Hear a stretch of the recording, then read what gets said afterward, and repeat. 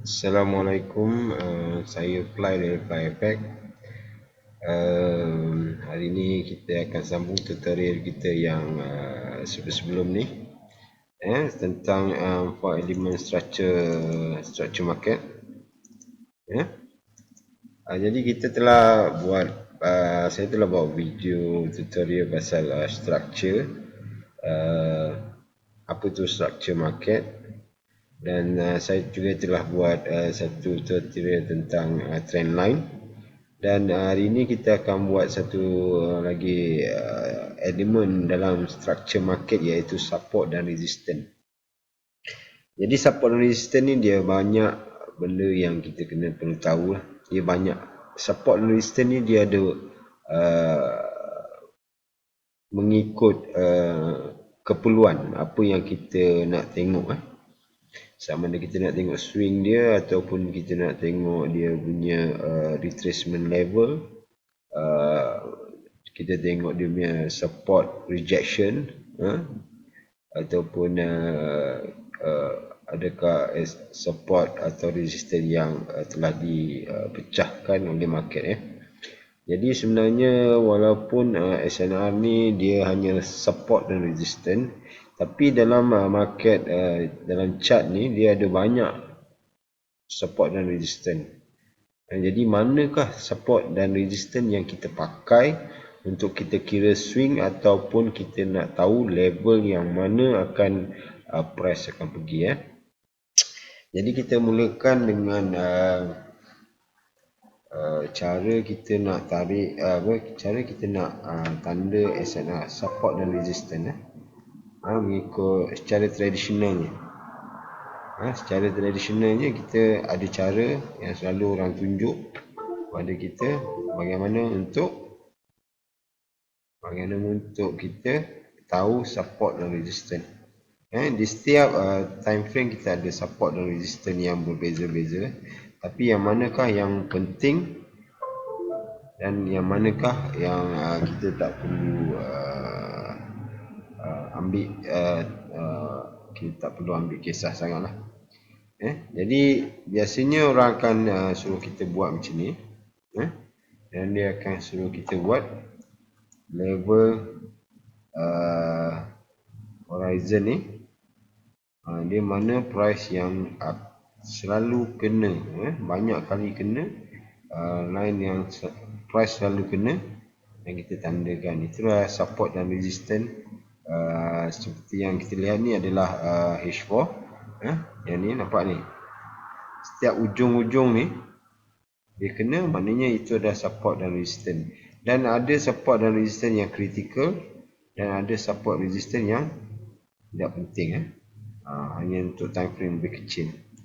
Jadi kita kena tahu yang manakah support resistance yang kita perlu tahu, perlu kita ambil perhatian, bukan semua. Jadi kita kena pastikan kita tahu apa yang cuba kita nak apa yang cuba kita nak lihat, apa yang cuba kita nak kira. Sama adakah kita nak kira support dan resistance macam ni. Kalau kita tengok kat belakang pun kita boleh nampak lagi banyak lagi support dan resistance. Jadi ini adalah cara tradisionalnya kita buat line support dan resistance, secara tradisionalnya. Jadi support dan resistance ni adalah satu benda yang asas, memang memberi kesan pada market forex ni. Dia adalah memberi kesan pada market forex. Walaupun kita buat tempat lain, tapi dia masih lagi bermain di area-area yang kita tandakan walaupun kat belakang. Nampak? Kita ada nampak line support dan resistance ni selari dengan market forex, market chart, dengan price action. Ini adalah poin-poin penting yang market akan buat retracement dan impulse lead, ini membuat swing.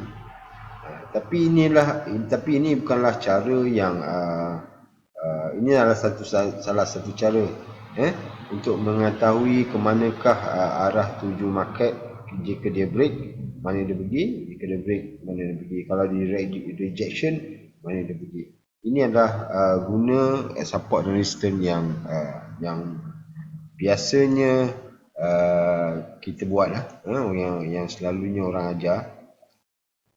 Tapi sebenarnya ada satu lagi cara untuk kita check support dan resistance untuk market, untuk chart ni.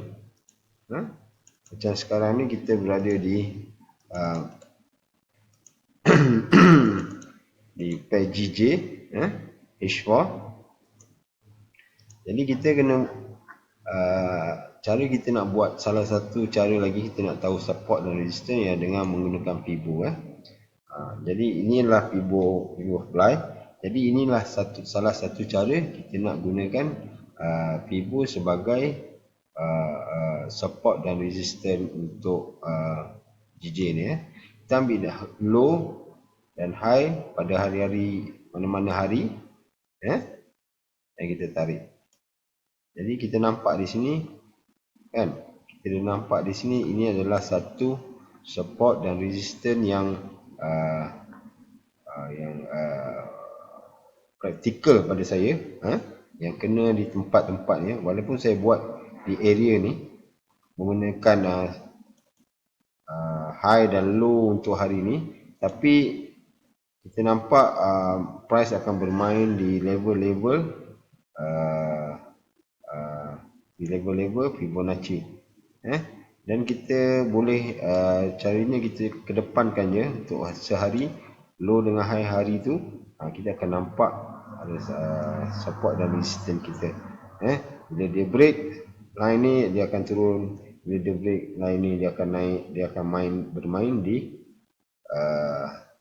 kalau nampak sini Fibo fly punya level di sini. Ini adalah salah satu cara lagi untuk kita tahu SNR. Dan kemudian untuk kita mengetahui SNR dengan menggunakan trend line. Kecil kan? Okey.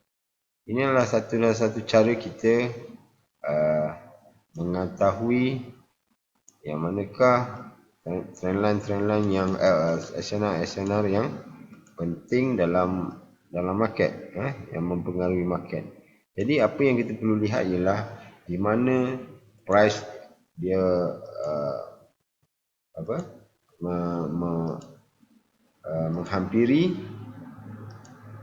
menghampiri trend line.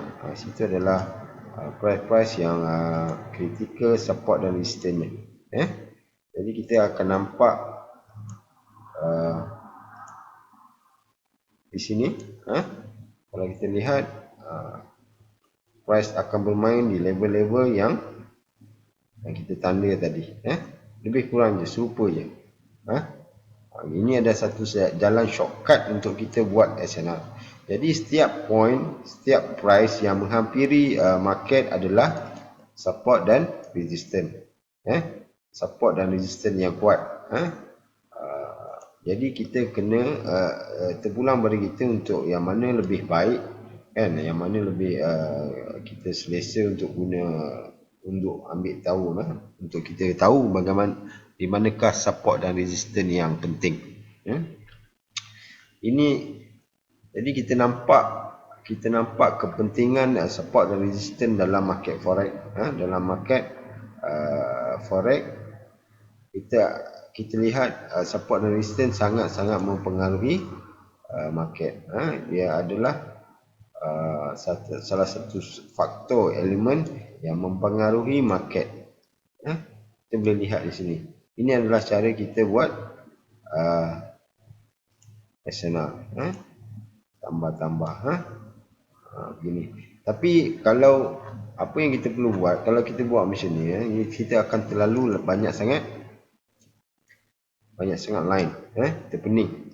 Kita tak nampak market yang sebenar. Kita nampak hanya line. Kita perlu tahu manakah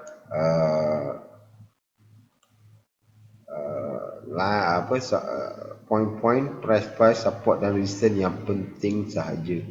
Jadi di situ kita boleh mengetahui di manakah support dan resistance yang penting. Okey, di sini adalah dengan apa? Dengan menggunakan trendline. Dengan menggunakan trendline kita akan tahu support dan resistance yang kritikal, maksudnya yang penting. Yang mana di mana price yang bersentuhan dengan yang menghampiri dan bersentuh dengan trendline adalah penting dalam market. Jadi dengan sini kita boleh dapat mengagak yang manakah support dan manakah resistance tanpa kita membuat line. Kita tahu dah. Kita tengok, kita buat trend line, kita akan nampak di sini ada satu support dan resistance. Sini ada resistance. Di sini ada support, di sini ada support, di sini ada support dan resistance. New support, last support become new resistance. Ini adalah tanda cara kita untuk shortcut, untuk kita mengetahui manakah price yang support dan resistance ni adalah critical. Adalah critical.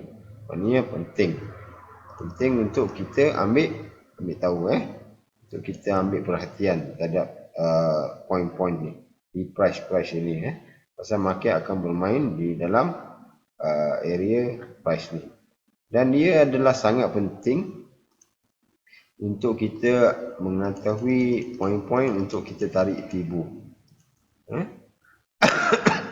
Dengan melalui support dan resistance ni, kita tahu kita tarik Fibo daripada poin-poin ni, daripada mana